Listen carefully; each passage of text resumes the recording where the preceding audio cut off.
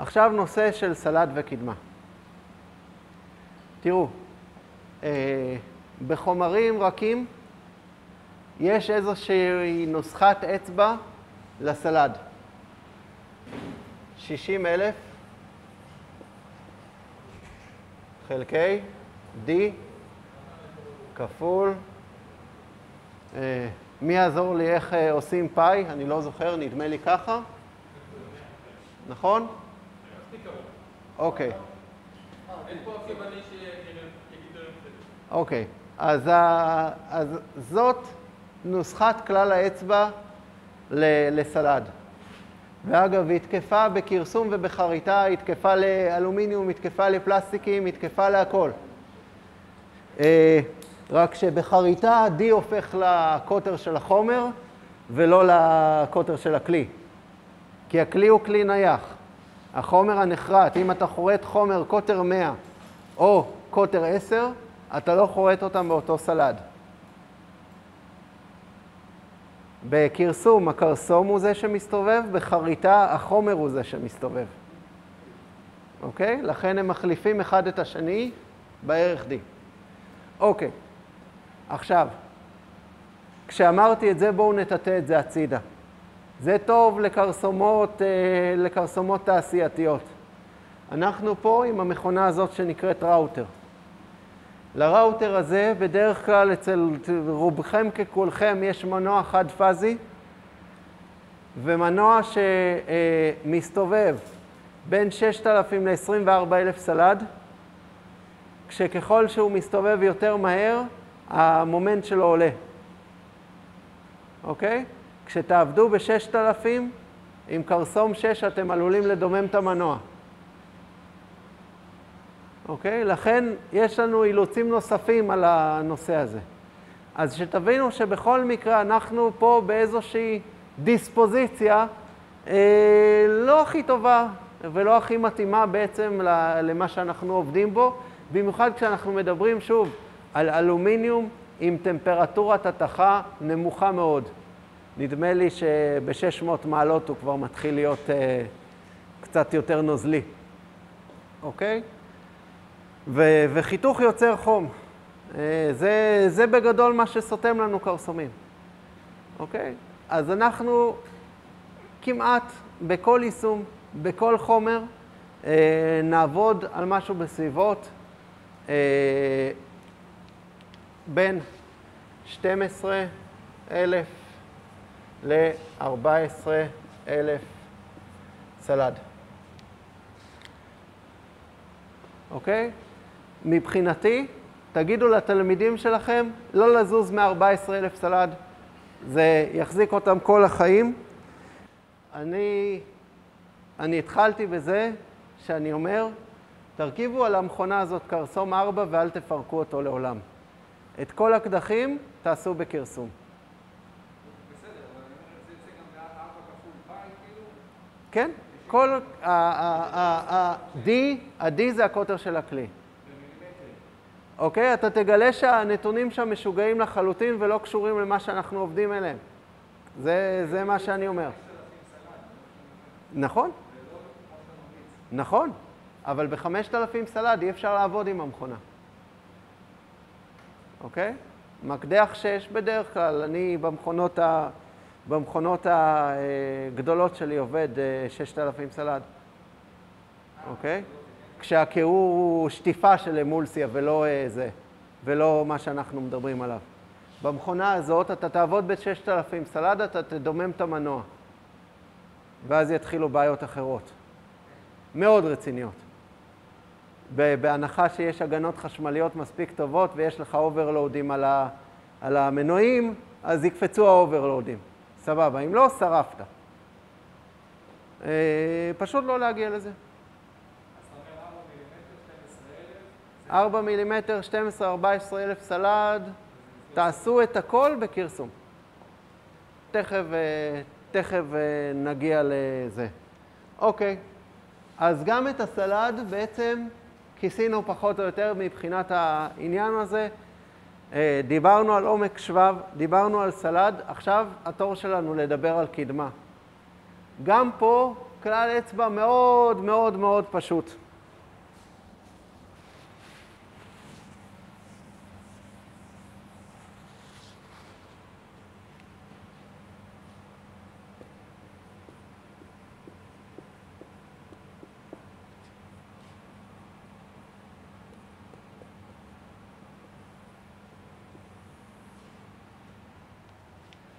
אנחנו כן מחלקים בין פלסטיק לאלומיניום, אוקיי?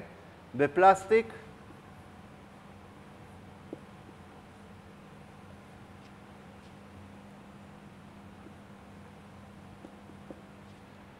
מטר עד 1.5 מטר לדקה. זאת קדמה שגם אפשר לעבוד בה בעץ. בעץ אפשר להגיע אפילו עד 3 מטר, זה חומר יותר רך. פלסטיק, 1 מטר עד 1.5 מטר לדקה. שוב, 1.5 מילימטר שבב.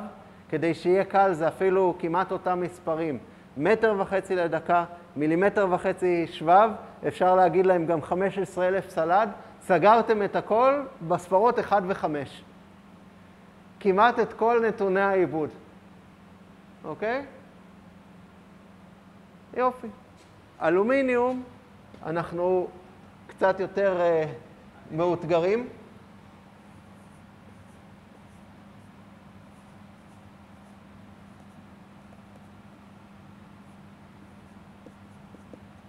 כאן אנחנו עוברים כבר לדבר במילימטרים לדקה, שימו לב לעניין הזה, ואנחנו מדברים על 300 עד 600 מילימטר לדקה. אוקיי? 300 אנחנו עובדים כשאנחנו עובדים בעומק שבב של 0.8 על אותו קרסום. 600 אנחנו עובדים כשאנחנו נעבוד על 0.4, 0.5. ושוב, ככל שהמכונה שלנו יותר יציבה, ככל שהקירור יותר טוב, ככל שתנאי העיבוד יותר טובים ותפסנו יותר ניסיון וביטחון, אנחנו יכולים להתחיל לשחק עם הנתונים האלה. אבל כנתוני פתיחה, אלה הנתונים. אז נחזור. אמרנו, 1.5 מטר דקה, 15,000 סלד, 1.5 מילימטר עומק. 3 נתונים פשוטים מאוד לפלסטיק, אוקיי? הכי קל שבעולם.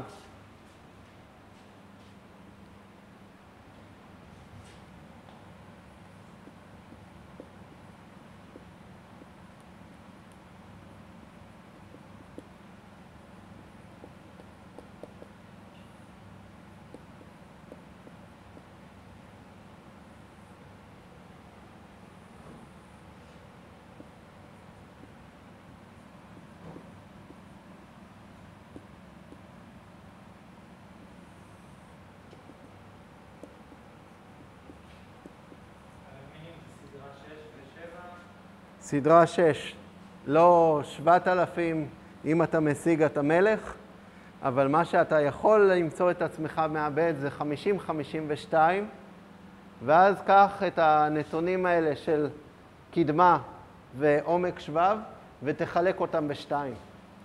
למה? כי 50-52 הוא חומר הרבה יותר רך וסופר דופר שמופר דביק. העניין הוא ש-50-52 אתה עובד כשאתה רוצה לקופף אותו אחר כך. 60-61, בגלל שהוא יותר קשיח, אז כשאתה מקופף אותו הוא מקבל סדקים. אוקיי? הוא נסדק. 50-52, מתאים לכיפוף. תלוי ברדיוס, זה מה שאתה רואה בעיניים. גם מה שאתה לא רואה בעיניים נסדק, עובר כבר לתחום הפלסטי של החומר. אוקיי, תראו, התחום הבא שנדבר עליו זה בעצם גיאומטריות.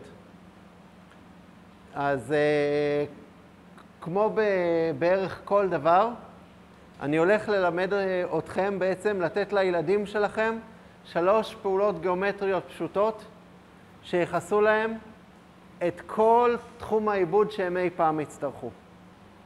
חברים, אלה 3 הפעולות הגיאומטריות שיחסו את כל העיבודים שאי פעם תצטרכו לעשות בפרסט. ועכשיו אני אסביר. הדבר הכי פשוט זה קדח, אוקיי? גם דיברנו קצת על הנושא הזה של קדיחה, אוקיי? אם כן בחרתם להשתמש במקדחים בסופו של דבר, אוקיי? או בחרנו להשתמש בקרסום, יש לנו בעצם את אותו כלי שנכנס לחומר ויוצא ממנו. מאוד פשוט, אוקיי? עכשיו, אני גם אתן את נתוני עיבוד לקדחים כדי שזה יהיה קצת קל. אז שוב, מבחינתי לא משנה אם שמתם שם מקדח 3 או 6, אוקיי? אתם מסובבים אותו בין 12,000 ל-18,000 סלד, אוקיי? ככל שהמקדח קטן יותר, אתם מסובבים אותו יותר מהר, אוקיי? אתם יורדים קדמה Z, אתם נותנים לו בין 150 עד 300 מילימטר דקה, אוקיי? ואתם נכנסים בערך לא,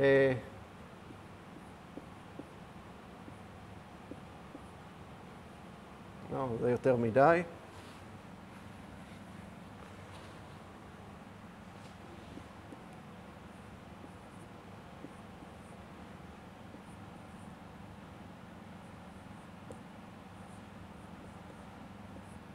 אוקיי.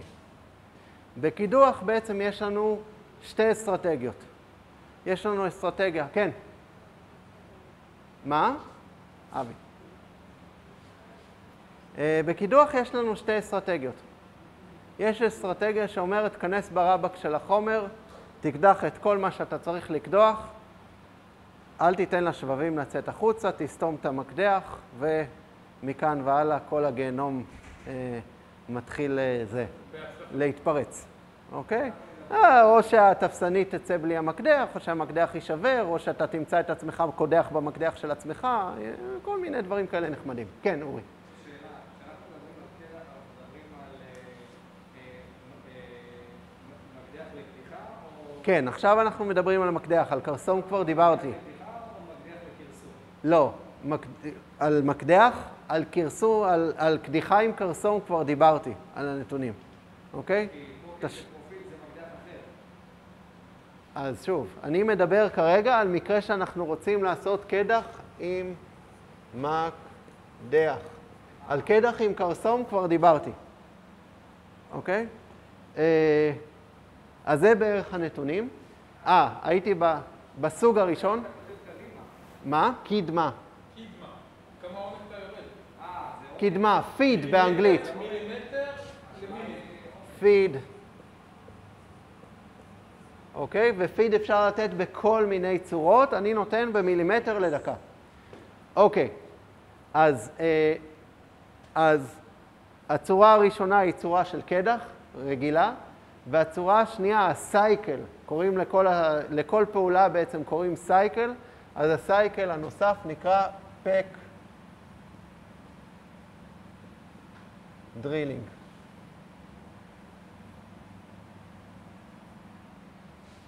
אוקיי? קידוח בנקירה בעברית יפה. בקידוח בנקירה, שוב, כבר הראיתי את זה, אבל בעצם יש לנו את הקדח שלנו. המקדח או הקרסום יורד במדרגות. את המדרגות האלה אנחנו קובעים, כאשר אם יש לנו אפשרות להגדיר תוכנתית, אנחנו נרצה שאחרי כל מדרגה הוא יחזור למעלה לחלוטין, 2 למעלה, 3 למעלה וכו' וכו' וכו'. אנחנו נרצה שהוא תמיד יחזור למעלה. יש לנו אפשרות להגדיר בעצם שהוא יחזור כל פעם חלק מהמרחק שהוא מעל התחתית של הקדח, אוקיי? אני מעדיף שהמקדח יחזור למעלה, למה? יוציא את כל השבבים. תודה רבה, שלום על ישראל. אז פק דרילינג, אוקיי? באופן מסורתי, שוב, אנחנו במקדח נלך על רבע עד שליש D, רבע עד שליש מהקוטר שלו, אוקיי? בכל נקירה. בפלסטיק אנחנו יכולים להגיע בכיף גם רגע, זה אלומיניום, פלסטיק, חצי D מקס. אוקיי? ו-F שווה ל-300 עד 600. F, אני מזכיר, זה פיד, קדמה. אוקיי? אז יש לנו אלומיניום ופלסטיק. וזה, כרגע בעצם, כיסינו את כל נושא ה-pack drilling, אוקיי? אני מזכיר לכם, יש לנו גם קידוח עם קרסום, שכבר דיברנו על הנתונים שלו, אני לא אחזור סתם.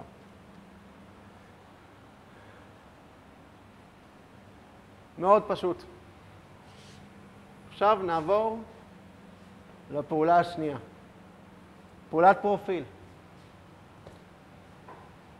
בפעולת פרופיל בעצם אנחנו מאבדים דופן חיצונית או דופן פנימית, או יותר נכון דופן חיצונית או תעלה.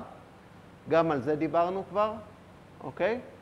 שנמצאת בעצם במרכז או בצד של הקרסום. אז תראו, יש לנו שני מקרים או 3 מקרים אופייניים לפרופיל, לפעולת פרופיל שאנחנו מבצעים, אוקיי? פעולה אחת שיש לי חומר,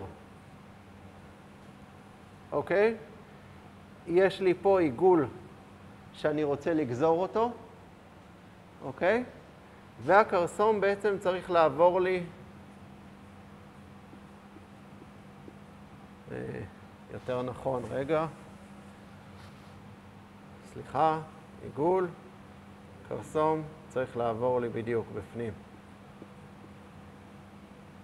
ולגזור את העיגול. במצב הזה הקרסום בעצם עושה תעלה, וזה כבר משלב שתי פעולות ביחד. אבל יש משמעות, אוקיי? לצד שהקרסום מקרסם. אם אני מסתכל, אופלה, את הפוקט נעשה אחר כך. אני מסתכל שנייה על גיאומטריה כחץ, אוקיי? נניח שזה הדופן של החומר שאני רוצה, אוקיי? פה נמצא החומר שאני רוצה, או נעשה את זה צד שני כדי שזה יהיה יותר קל. פה נמצא החומר שלי, אוקיי? והקרסום עובד לכיוון הזה. אני תמיד ארצה שהקרסום יהיה משמאל לגיאומטריה, אוקיי? מה? באיזה סיבוב מסתובב לך? הקרסום מסתובב ככה. מה? הקרסום מסתובב עם כיוון השעון. עכשיו, בואו נעשה איזושהי הדגמה.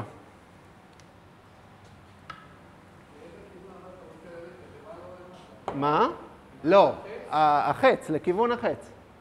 אוקיי? בואו נעשה איזושהי הדגמה. ניקח את הבקבוק הזה כקורבן. אוקיי? תראו, יש שתי צורות שהבקבוק יכול להתגלגל על הלוח. יש צורה שהבקבוק יכול להתגלגל על הלוח ככה, אוקיי? ויש צורה שהבקבוק יכול להתגלגל על הלוח ככה, אוקיי? בצורה הזאת, אוקיי? הבקבוק בעצם נוסע על החומר ומסיע אותו. בצורה הזאת, הבקבוק נוסע נגד החומר. אם אנחנו לצורך העניין עובדים ככה, היציאה של השבבים של הקרסום תצא מפה, והקרסום כל הזמן יתקדם מעבר לשבב שהוא מאבד. לעומת זאת, אם אני אעשה את אותו דבר,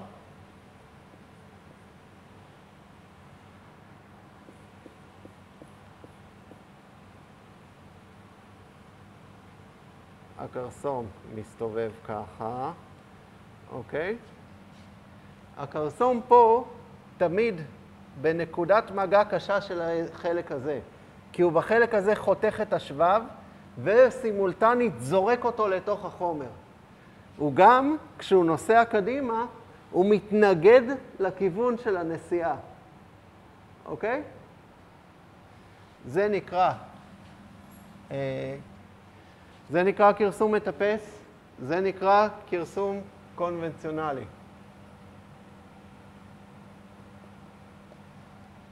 conventional milling, אוקיי? אנחנו תמיד, בכל מצב של כרסום שאנחנו נתייחס אליו, נרצה להיות בכרסום מטפס. עכשיו בואו אני אתן לכם בעצם את אותו מקרה שאנחנו מתעסקים בו כאן. ואני אוסיף לכם עוד איזשהו משהו שיעזור לכם. אנחנו רוצים להיות משמאל לגיאומטריה. וזה ימין לגיאומטריה. באיזה כיוון אנחנו צריכים לעבוד עם הקרסום כדי שנהיה משמאל לגיאומטריה? עם כיוון השעון. מה? עם כיוון השעון. אתה אומר, אורי אומר, שאני צריך להזיז את הקרסום עם כיוון השעון. אוקיי? כשאני מתייחס לדופן הזאת, עם כיוון השעון, כשאני מסתכל על הגיאומטריה ככה, אני משמאל לגיאומטריה או מימין לגיאומטריה? ימין. יפה. אז איך אני צריך לעבוד? אני מימין לגיאומטריה. אני צריך לעבוד נגד כיוון השעון כשאני עובד בקונטור פנימי. אוקיי? שוב, פרופיל, קונטור באנגלית. אוקיי? אז כשאני עובד בקונטור פנימי, או כשאני מקרסם בעצם משהו פנימי, אני צריך להיות משמאל לגיאומטריה, זאת אומרת, לקרסם נגד כיוון השעון. מה? זאת הגיאומטריה, זה כיוון התנועה, אני משמאלה, ואני הולך ככה. אני הולך לצורך העניין ככה. נגד כיוון השעון. אוקיי? ואני, שוב, זה כיוון התנועה שלי. אני נע עם ניקח משהו יותר גדול כדי שזה יהיה יותר קל. אוקיי? אם אני אנוע עם כיוון השעון, הקרסום מסתובב ככה וזז ככה. הוא מתנגד לחומר כל הזמן. אם אני אנוע נגד כיוון השעון, אני גם אתגלגל על החומר, גם אעיף את השבבים אחורה בעצם, אוקיי? וגם בסופו של דבר אקבל דופן הרבה יותר יפה ונקייה. אוקיי? אז שוב, בקונטור פנימי, אני משמאל לגיאומטריה, אני נגד כיוון השעון. עכשיו ננצל את הדבר הזה. זה החומר שאני רוצה להשאיר, זה החומר שאני רוצה להוריד, וזה הקרסום. מי יודע להגיד לי לאיזה כיוון הקרסום צריך לנוע? מה? עם השעון. עם השעון. זאת אומרת, לאן? לטפס.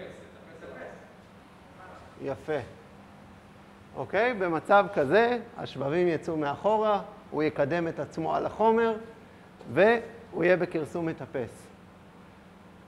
אוקיי? כשהבנו את זה, הבנו בעצם איך לגשת לכל חומר רך בעולם. אוקיי?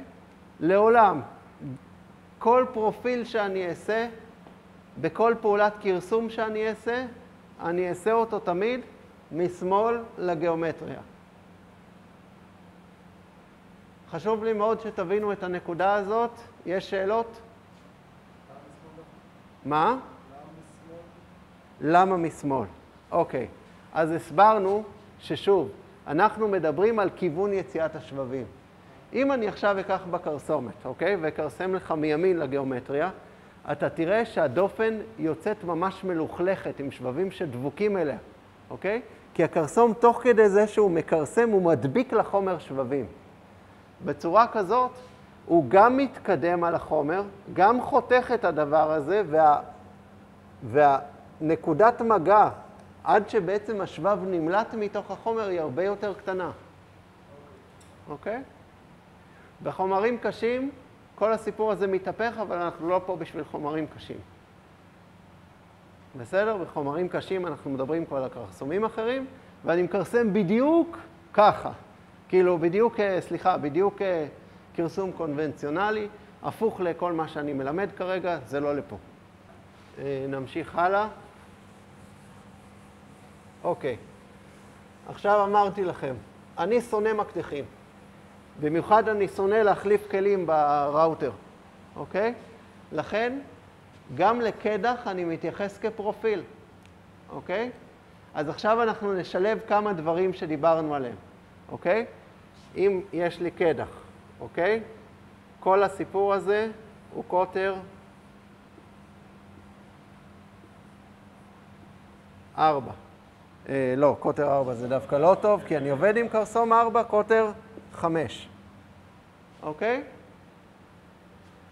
איך אני ניגש לקדח הזה? אוקיי? אני לא אקדח אותו בפקים, כי אז הכרסום ייתן לי 4. אני אתייחס אליו כפעולת פרופיל, יפה, ובדיוק זה מה שחיפשתי, דן. אני אעשה את הכניסה של המקדח באינטרפולציה, בספירלה. אוקיי? אז אנחנו משלבים גם את הכיוון של הכרסום, שיהיה כרסום מטפס, וגם את הספירלה למטה, אוקיי? באותם נתונים שאני אעבוד בפרופיל, אוקיי? כל סיבוב שלם בעצם,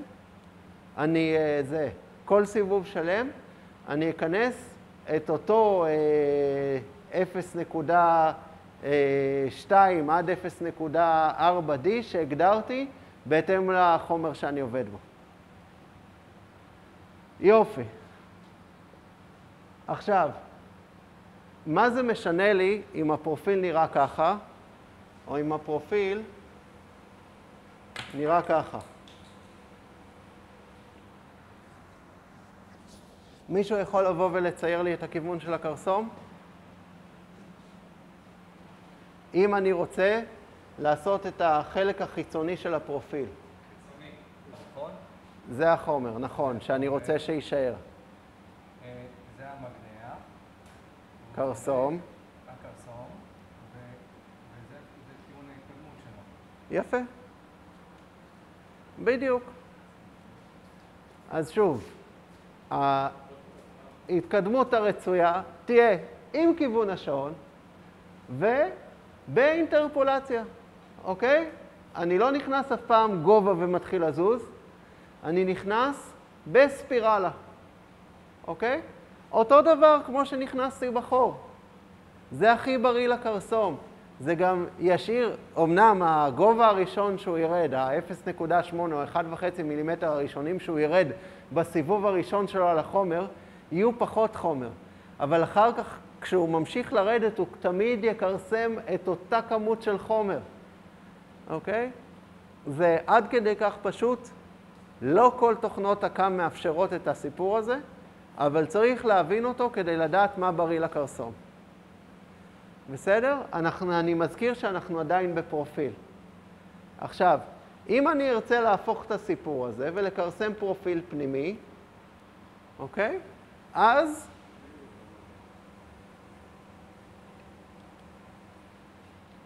הפלא ופלא, צד שמאל של הגיאומטריה, כרסום זז, הכל בסדר. ככה אנחנו נגדיר בעצם את הכיוון של הגיאומטריה. חלק מהתוכנות קוראות לזה chain, אוקיי? ותמיד בכל תוכנה, אחרי שהתוכנה זיהתה את ה-chain, או שאתם גרמתם לה לזהות את ה-chain, אנחנו יכולים לעשות reverse chain, אוקיי? זאת אומרת, להפוך את הכיוון. בסדר? ובכל תוכנה זה מוגדר אחרת, אני לא נכנס כרגע, אני מדבר כרגע מאוד גנרית. עד כאן שאלות? לא, יופי. חבר'ה, פעולה אחרונה שאנחנו נדבר עליה בחלק התיאורטי, פחות או יותר, אם לא שכחתי כלום. פעולת פוקט.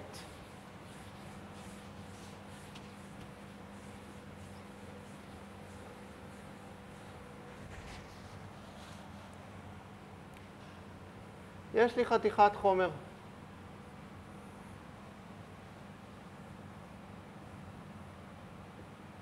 אני רוצה להוציא ממנו את הדבר הזה.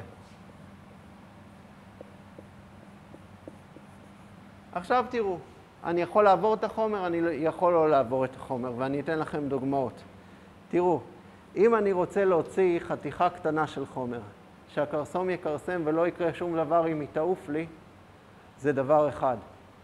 אבל אם החתיכה של החומר שאני רוצה להוציא הולכת וגדלה וגדלה וגדלה, או אם אני לא רוצה להוציא את העומק המלא של החומר, אני רוצה לעשות איזשהו שחרור הנדסי ולהשאיר עובי, אוקיי?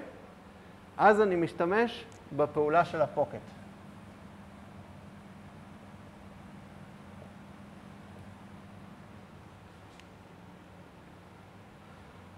יופי. הפעולה של הפוקט מורכבת מדברים שכבר דיברנו עליהם, וזה היופי. היא מורכבת היא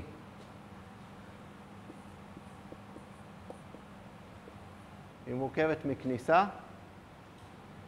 היא מורכבת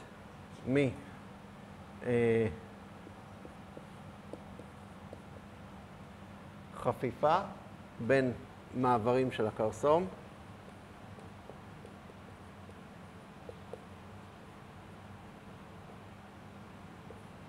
ובסופו של דבר, הגיאומטריה של הפוקט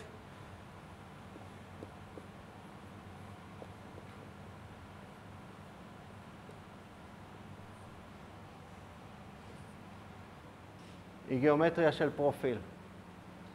עכשיו תראו, הפוקט הזה יכול להיות לי גם פה.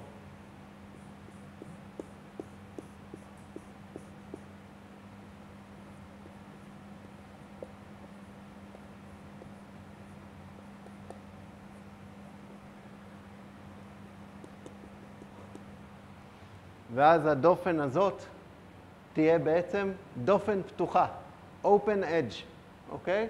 כל תוכנה קוראת לזה אחרת, אבל אפשר לסמן את הגיאומטריה הזאת כגיאומטריה מובדלת, ולדאוג שהקרסום יצא החוצה. אוקיי, אז בואו נדבר על בעצם שלושת הדברים הבסיסיים בפוקט. קודם כל הכניסה. איך אמרנו שהכי כיף להיכנס? ספירלה, נהדר, אתם כבר מלמדים אותי. כמה חפיפה צריך בין המעברים? נניח אם אני עכשיו לקחתי באלומיניום קרסום 4, ואני נכנס 0.8 מילימטר. כמה חפיפה אני אתן למעברים בין קרסום, בין תנועה אחת של הקרסום לתנועה שנייה של הקרסום? 0.4D, תודה רבה. אוקיי? אז הנה, לימדתם אותי גם החפיפה. אוקיי? ואיך אני אגדיר את הגיאומטריה? אם זה הפוקט שלי, איך אני מגדיר גיאומטריה? נגד כיוון השעון. יפה.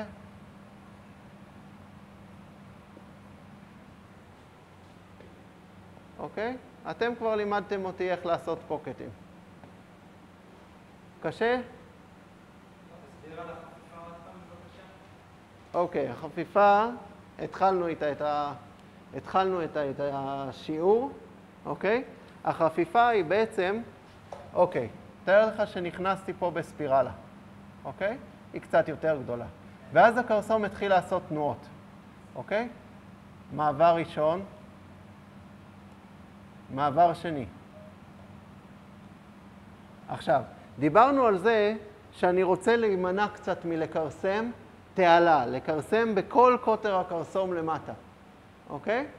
אז אמרנו, כשאני מקרסם במצב של תעלה, כשאני מקרסם במצב שאני לא חייב תעלה, אוקיי? אני רוצה עד 0.4 מהקוטר של הקרסום חפיפה. אוקיי?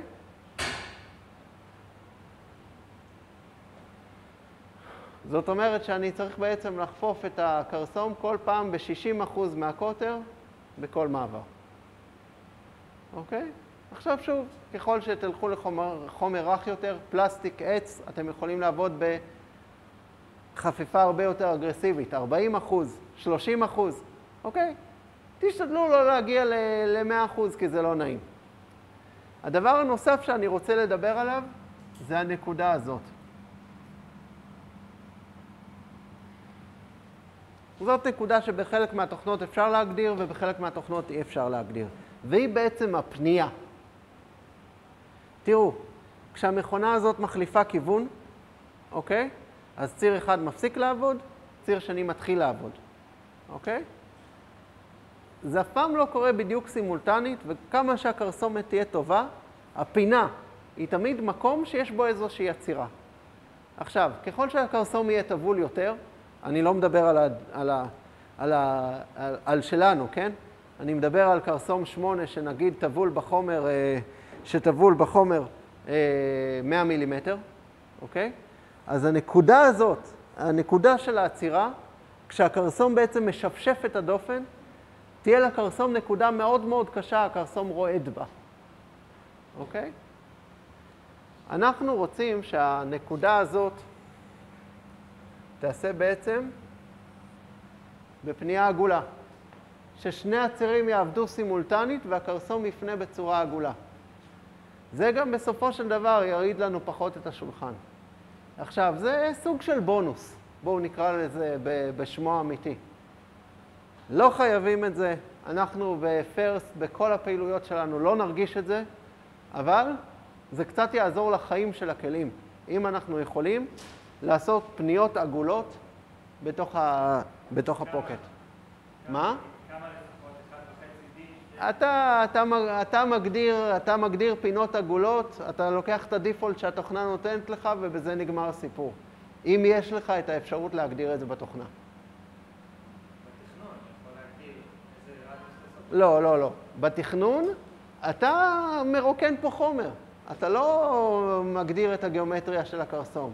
התוכנה היא זאת שממציאה לך את הגיאומטריה שהקרסום יעבוד בתוך הפוקט הזה, ולא כל פוקט הוא מרובע. כן, אבל אם אני עובד עם קרסום, והפוקט... אתה מדבר על הפינות האלה. תראה, הפינות האלה, קח בחשבון, לעבוד ברדיוס של הקרסום ועוד קצת. אם אתה עובד עם קרסום 4, תנסה לעבוד ב-2.5. אבל אם אתה צריך להכניס לשם משהו מרובע, מה תעשה? זה כבר, שוב, עניין טכנולוגי. אתה תשחרר פינה, אוקיי? אתה תעשה קדח שהמרכז שלו, אוקיי? הוא הקרסום, אוקיי? ואז ייכנס לך הדבר הזה. וזה בעצם, אני אעביר לכם גלגל שיניים, שזה בעצם היה הניסיון הראשון פה על הקרסומת. אז אתם תראו בעצם שבגלגל שיניים הזה ישנו שחרור פינות, אוקיי? זה גלגל שרשרת די סטנדרטי, שבעצם הרובוט שלנו נוסע עליהם כרגע, שרציתי לראות איך אני עושה אותם בבית, בלי לרכוש אותם באנדי מרקו בווקס. אז מה? זה 70-75. זה אלומיניום תעופתי לכל דבר.